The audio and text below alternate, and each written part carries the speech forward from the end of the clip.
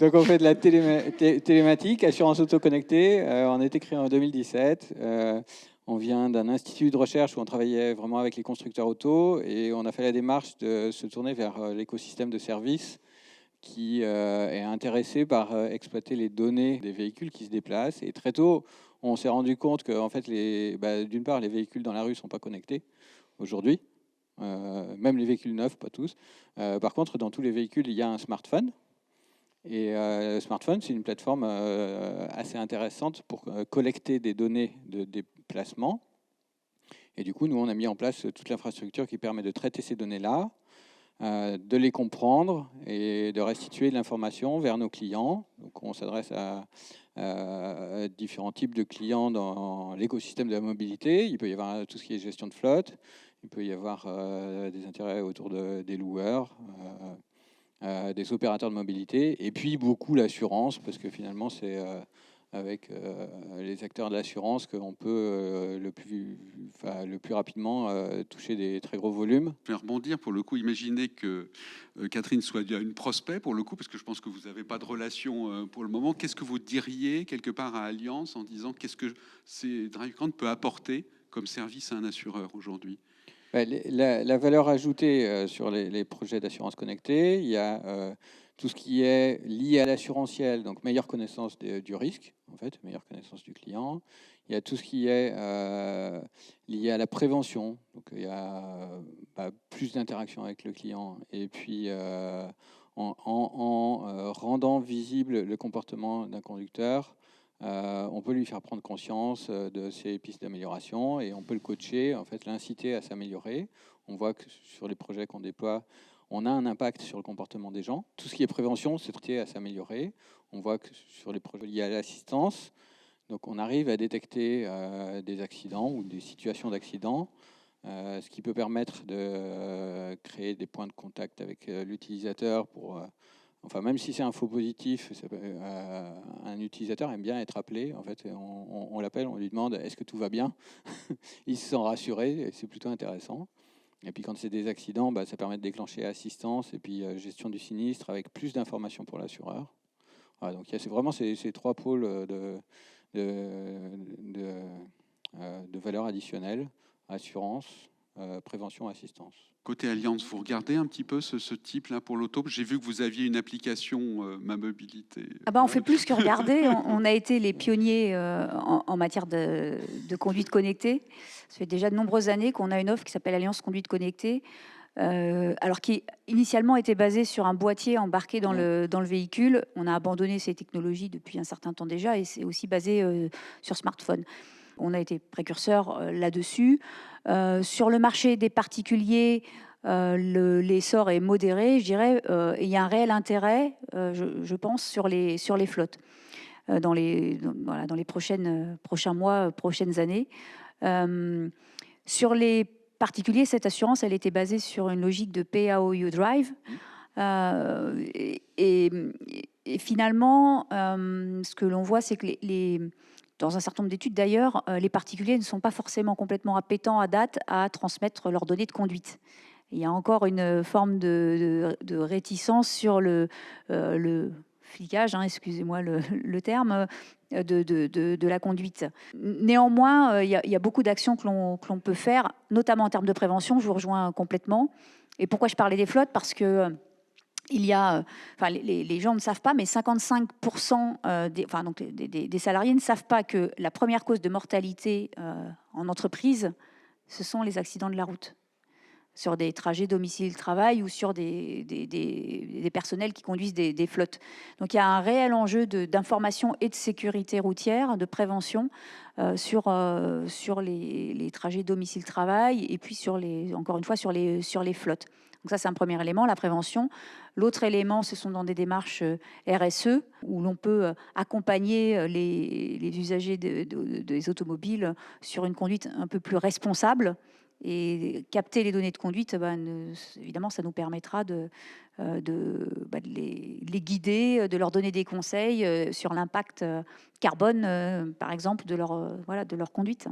Quelque part, moi, je reviens parce que justement, capter les conduites, donner des conseils, j'avais l'impression qu'il fallait peut-être, et c'est une question que je vous avais posée, est-ce que on est en temps réel ou est-ce que c'est finalement un petit peu en fin de journée où on leur dit bah, aujourd'hui, c'était pas très bien. J'avais l'impression que vous étiez plutôt dans une logique de en fin de journée ou à date de leur donner un petit peu des éléments sur leur façon de conduire. C'est quoi Oui, les donc tendances? nous là-dessus, on a vraiment pris une décision très claire, c'est il ne faut pas perturber les personnes pendant qu'elles conduisent. Pousser un conseil pendant un trajet, moi je trouve ça très dangereux, et puis la légalité de ce truc-là est un peu discutable. Au contraire, on incite, et dans notre solution, on a développé des mécanismes qui permettent de mesurer l'usage du smartphone au volant, et on incite les utilisateurs à baisser leur usage du smartphone. Donc on voit que quasiment tout le monde l'utilise. Donc arriver vers aucune utilisation, je ne sais pas si c'est possible, mais on pousse, enfin on montre déjà. Regardez, vous le faites. Donc on mesure l'intensité lumineuse de l'écran. Donc chaque fois que vous manipulez votre téléphone, on mesure aussi les appels. Tout le monde le fait un peu. Il faut en prendre conscience. On sait que c'est corrélé avec les sinistres, avec les risques. Donc ça, il y a un vrai enjeu à faire prendre conscience et à faire de la prévention autour de ces sujets-là. Mais surtout, on ne veut pas que nos outils interagissent pendant la conduite. Donc après, il y a on travaille beaucoup sur comprendre quand est-ce qu'est le meilleur moment pour interagir. Donc tout de suite après le trajet, on envoie des informations. Et puis on fait des bilans, alors qui peuvent être journaliers ou quotidiens ou hebdomadaires ou mensuels. On passe pas tout à fait les mêmes messages selon la fréquence du message. Et après, on essaye d'améliorer ces mécanismes-là en regardant qu'est-ce qui a le plus d'impact sur le comportement. Nous, on réclame à accéder à la donnée qui est accessible aujourd'hui aux constructeurs. Ne serait-ce que pour des questions d'assistance, d'intervention sur des sinistres, de connaissance des pannes. Ça va nous aider aussi dans l'expertise, dans les réparations derrière. Donc ça a un réel intérêt pour nous. Et cette donnée, on estime qu'elle doit être accessible à l'ensemble de la chaîne, et en particulier à l'assureur qui, derrière, en plus, si on se projette un peu plus loin dans la logique des véhicules avec un niveau d'autonomie qui s'accroît, avec des questions de recherche de responsabilité en cas d'accident. Et là, c'est pareil, c'est nous, en particulier en France, où la loi fait qu'on indemnise les victimes et après, on gère des recours entre assureurs, entre parties prenantes qui sont impliquées dans l'accident. On a évidemment besoin d'accéder à la donnée de manière équitable avec l'ensemble des partenaires, et même privilégiés, je dirais. J'avais l'impression en préparant qu'il y avait deux systèmes possibles, soit des données constructeurs embarqués avec, à mon avis, chacun qui donne leur modèle, leur technique, leur mode de fonctionnement. Et s'il y a 40 constructeurs, vous avez 40, quelque part, interfaces, quelque part, et données différentes, voilà, versus une solution, finalement, smartphone qui est indépendante, quelque part, si j'ai bien compris, de la voiture dans laquelle on conduit. On est bien d'accord, quelque part.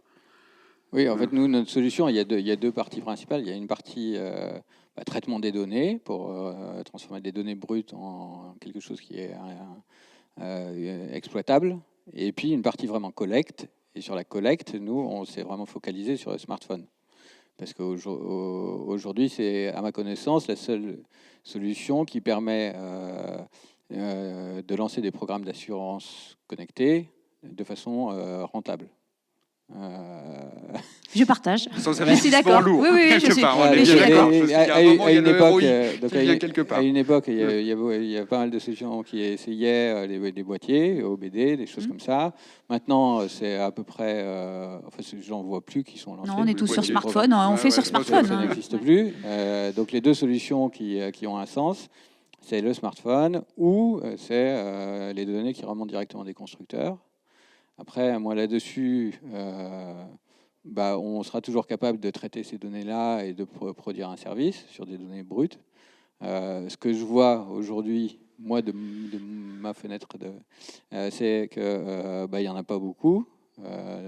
Ça concerne que les véhicules qui ont été conçus récemment, donc pas seulement les véhicules neufs. Et puis, ce que je vois aussi, c'est que les constructeurs lancent des programmes d'assurance eux-mêmes, et ils ont envie quand même de se positionner sur la chaîne de valeur sur ces sujets-là, parce qu'ils voient que c'est une façon de valoriser les données. Et leurs données, de toute façon, il y aura une bataille, un rapport de force avec ceux qui ont envie de les consommer.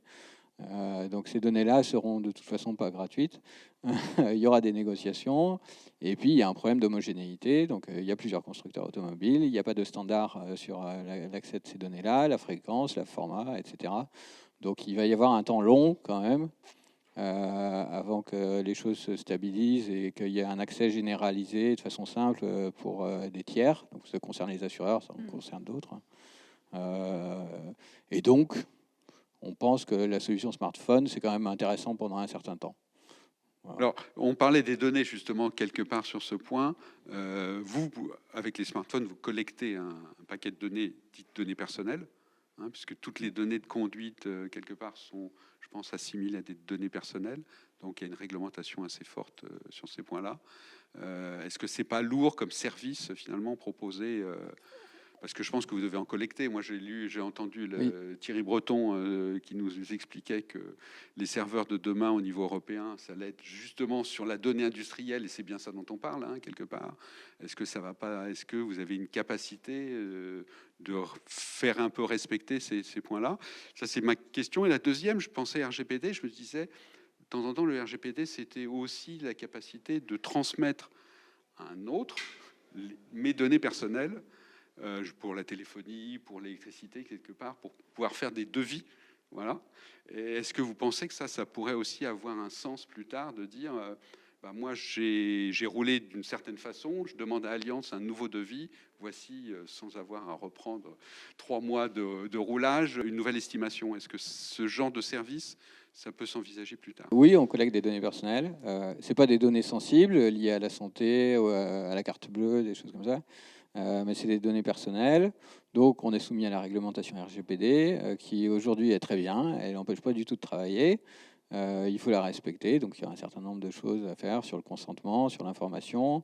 Il vaut mieux avoir ces serveurs en Europe. Donc, nous, jusqu'à présent, on n'a pas choisi d'utiliser des providers américains.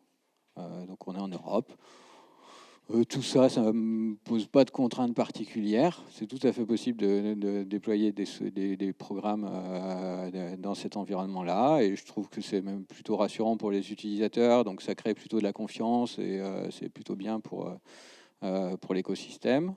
Après, donc, sur les exemples que vous donniez sur oui, j'ai roulé, donc mes données, elles sont quelque part, je voudrais les partager. La portabilité, puisque en fait, c'est un des points du RGPD aussi. Ça, donc... pour moi, il n'y a pas de limitation à ça, tant que c'est à l'initiative de l'utilisateur.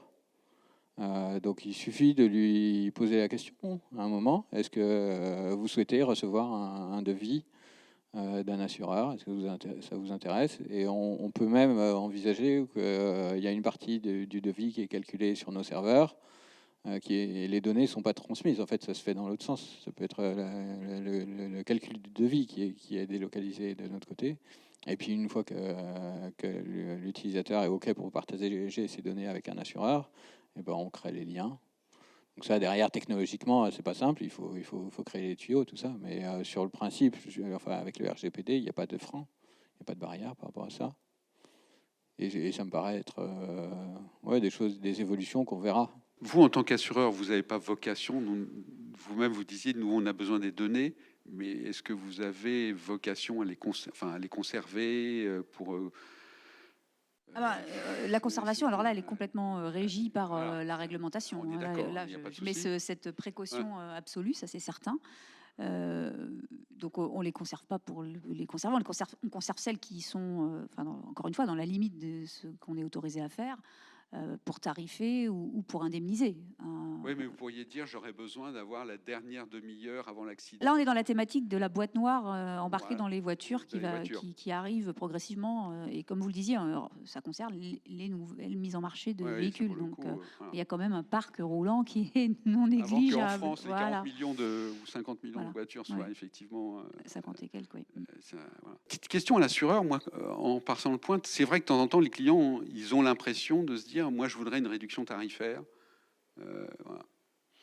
Est-ce que c'est un vrai sujet? Parce que parallèlement, tout ça coûte très cher. Enfin, finalement, ça coûte cher. Et quelque part, les constructeurs disent bah, ça coûte cher de mettre de l'informatique embarquée, etc., etc. Parce que voilà. Et finalement, bah, le vol, le bris de glace, tout ça, vous dites après, oui, mais attendez, votre voiture connectée, elle coûte plus cher qu'avant, donc vous n'avez pas de réduction. Alors là, oui, j'ai l'impression qu'on tourne un petit peu. Il y a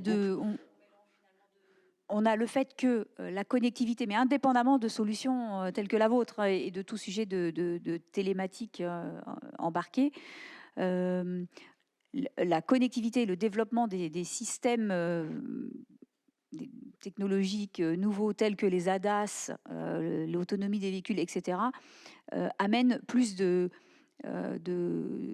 je dirais, complexité et amène des surcoûts dans la réparation des véhicules. Ça, c'est très clair. Donc, ça augmente mécaniquement, toute cette technologie, les coûts de réparation. Donc, ça, c'est un fait. Et donc, les coûts de réparation, pour nous, c'est un vrai sujet. C'est un driver majeur dans le coût de l'assurance. Donc, c'est indépendant de la volonté de l'assureur, hein, je dirais. C'est assez structurel. Hein. Les coûts de réparation augmentent, les coûts d'assurance suivent inévitablement cette tendance-là. Si tant est que cette technologie ne permette pas de baisser les sinistres. Et ça, c'est pas encore démontré à date. Et si on a une inflexion de la fréquence des sinistres, de la sinistralité de manière générale, et que cela vient compenser l'augmentation des coûts, tout le monde s'y retrouvera. Donc ça, c'est le premier élément. Et le deuxième élément, c'était la volonté des clients de bénéficier de réductions. Il y a beaucoup de moyens aujourd'hui de bénéficier de réductions. Chez nous, on a des offres qui sont liées au kilométrage que vous faites dans l'année, par exemple, et ce, indépendamment de toute solution de connectivité, je dirais, à proprement parler. Et le lien direct entre la conduite et la réduction tarifaire, il n'est pas évident à date. Et ce n'est pas le motif principal que l'on met en avant et que l'on souhaite mettre en avant dans le futur. On est vraiment sur des logiques de prévention, d'accompagnement pour les clients. C'est la même chose que vous entendez un petit peu de l'ensemble des gens que vous rencontrez quelque part quand vous présentez votre produit. C'est pas forcément le... Enfin, pour le coup, peut-être que sur les flottes, vous avez un autre sujet. Sur les flottes, c'est un peu différent. Ah, là, je suis sur le particulier. Oui, sur les flottes, il y a vraiment une question de coût de possession global du véhicule. Et là, il y a de vraies pistes d'optimisation, y compris tarifaires. Sur le particulier, c'est plus délicat comme question. Alors, on a des projets dans plusieurs pays. Il y a vraiment des spécificités par pays. En France, sur les gros volumes, donc les gens qui sont à 0,5 de bonus et tout ça, ça fait pas trop de sens de lancer des projets avec des réductions tarifaires. Parce que déjà, les tarifs, il n'y a pas beaucoup de marge et puis on ne va pas améliorer grand-chose. L'intérêt quand même de faire de la prévention et puis de mieux comprendre ce qui se passe sur la route, c'est pour les gens qui conduisent pas très bien. Et c'est eux qu'on a envie de faire améliorer. Ceux qui conduisent déjà bien, on aura beau lancer de la prévention dessus, on aura un impact faible. En France, nous, les projets qui font de la réduction tarifaire, ça va être ciblé sur des niches. Donc on a lancé des choses sur des conducteurs de VTC, où là, c'est vraiment des risques qui sont assez importants, sur des jeunes conducteurs. Donc après, il y a des risques aggravés et tout ça. Donc sur ces niches-là, il y a des choses à faire, parce qu'il y a un vrai intérêt de faire de la prévention, d'identifier les personnes qui ont un comportement en écart par rapport aux autres, et puis d'essayer de les faire ramener vers quelque chose de plus raisonnable. Parce que là, il y a un intérêt à la fois pour la personne, et puis pour l'assureur. Donc en France, l'évolution, c'est... on voit que c'est ces projets-là qui ont le plus de sens. Après, il y a tout ce qui est dans la valeur apportée par des offres connectées, tout ce qui est assistance à la gestion de sinistres, mieux comprendre ce qui s'est passé juste avant, juste après. Ça a un sens sur tous. Dernière question, Allianz au niveau international. Est-ce que la France, pour vous occupez que de la France? Est-ce que vous avez qu'est-ce qui se passe dans les autres pays? Moi, je m'occupe que de la France. Que de la France, il y a les mêmes réflexions dans l'ensemble des pays, avec des réglementations différentes et des problématiques différentes, comme vous le disiez à l'instant. donc avec des niveaux de maturité sur ces sujets qui sont différents. Mais c'est une vraie préoccupation en tout cas en Europe, qui est générale. La télématique, très clairement, c'est un sujet clé pour nous. Merci. Merci beaucoup.